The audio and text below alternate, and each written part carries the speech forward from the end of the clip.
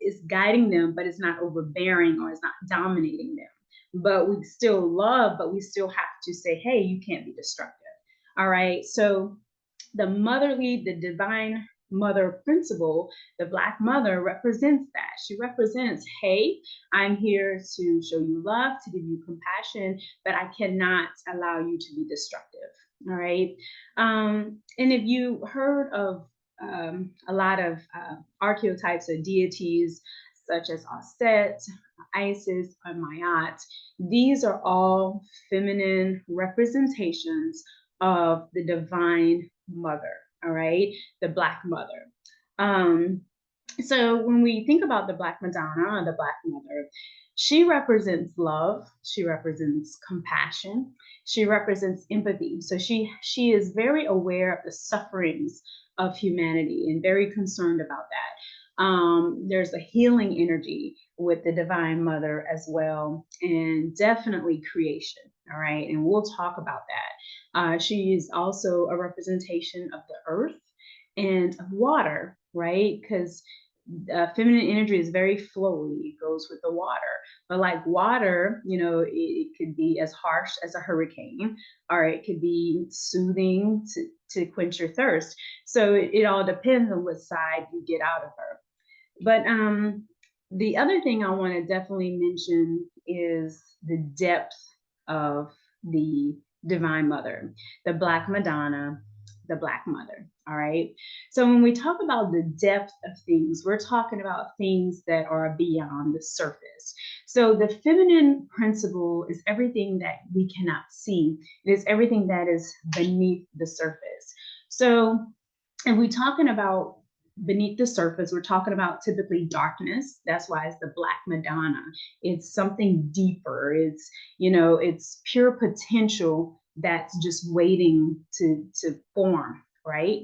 So when we talk about that, usually anything that's pure potential, it starts in darkness. So if you think about the cosmos, all right, the cosmos where all of time and all of space exists, it's in darkness. It's in darkness. And that is what the mother principle represent, the cosmic mother.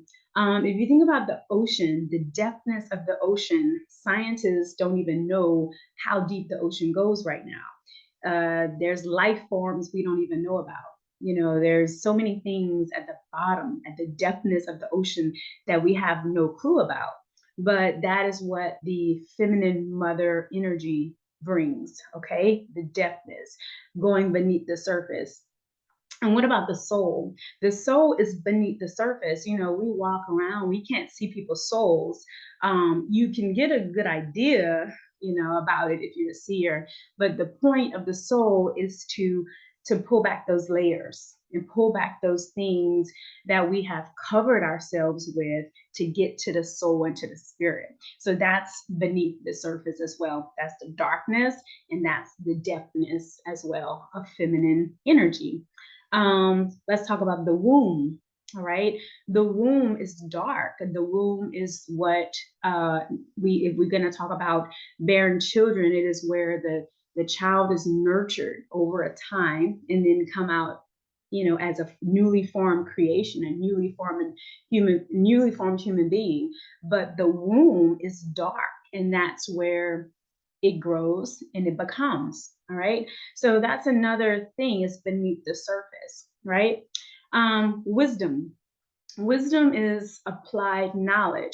Knowledge is fine. You could go out, you could attain all the knowledge you want. But if you don't really apply that knowledge, taking it a layer deeper, it really doesn't matter, because you're not applying what you know to your life, right?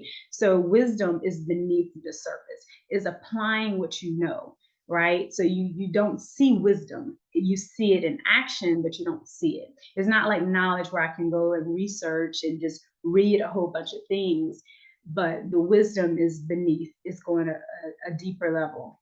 All right, let's talk about the subconscious mind. And I have a photo I also want to share in regards to that. Let me bring that up too, because we honestly operate in our subconscious mind most of the time, and we don't even know it. So give me 1 second. Let me bring that up. Let me, 1 second. Okay, you should be able to see that now. So you can see this chart, the subconscious mind in this iceberg is 90% of the programs that we're running. All right. So we are actually running programs that's running in the background. If you could think of your cell phone and you have all these apps that's open running in the background, that's what your subconscious mind is like. And that's beneath the surface. And that's also feminine. The Black Madonna, the Black mother, the feminine aspect, the feminine principle. All right. So there's beliefs, there's emotions, there's habits, there's values, there's protective reactions, long term memory, imagination, intuition. All of these are definitely very feminine, very much feminine. So the dark mother, all right, the Black Madonna. All right. So subconscious mind, and just in contrast, if you take a look at up top at the conscious mind that we actually use 10% of, that's masculine, willpower, short-term memory, logical thinking, critical thinking. So our subconscious mind is in the dark.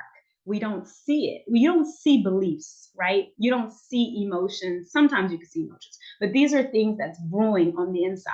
And often when we tell people you have to go within, that's what we're saying. You got to go within into that subconscious mind, into yourself, into your emotions, into your beliefs to figure out what you need to do and find your answer. So that's what it also means by going within. You're going beneath the surface. All right. So I wanted to definitely highlight the subconscious mind because that's very important in creating. All right. And unlearning programs and reprogramming ourselves. We do that at the subconscious level. We do that at a level that we can't see, is beneath. All right. What about dark matter? You know, scientists say that 95% of matter is dark matter. That is just waiting, potential matter. So that's beneath the surface. That's things that we can't see. That's dark matter. All right. What about the sky? Other than when we look up and we could see, but at night we see stars, but there's just this darkness. Is this darkness? So those are things that represent the dark mother, the Black Madonna, the feminine principle. All right. So with all that it represents, why is that important right now, such a time as this? And it is important because we are at a point where this knowledge has to be brought into our consciousness, okay? And when it is brought into our consciousness, this is how we shift humanity. It's important for everyone, all women, all men, Black, white, and other, to understand that we all come from the Black mother, all right, the Black Madonna, the African mother. We all come from her, right?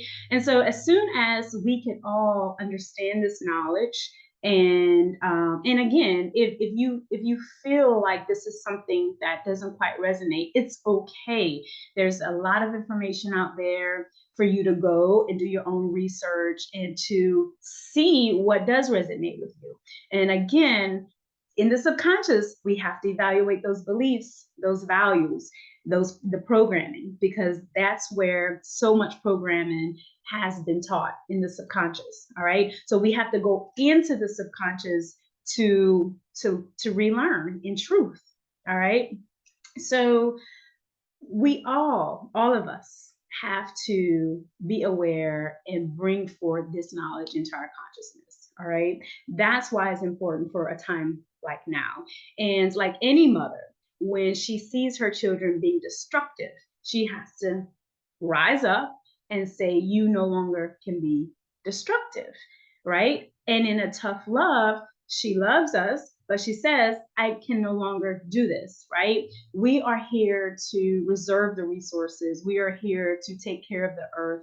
We are here to do those things, and we have not quite done that. So she is here to say no more. So we have to understand this energy. And archetypal energy will come when there's a need, and there is a need. We have been destructive. So we have to understand the divine feminine energy and why it's rising now, and how we make space for that, and how we individually also help to clean up our mess, and how collectively we will help to clean up the entire mess for everyone.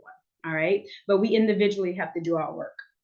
So let's talk a little bit about what that means, the divine feminine energy, and what that means in humans, right? Because we are humanity. We're walking around in these outer body suits, or meat suits, or vessels, or whatever you want to call it. So why is that important? Okay, why is that important?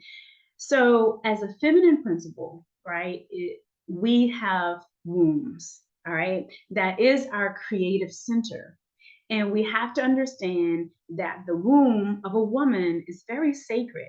So, we all have to understand this. Women have to understand it, men have to understand it, children have to understand it. But first and foremost, the woman has to understand it. This is the energy, this is your creative center.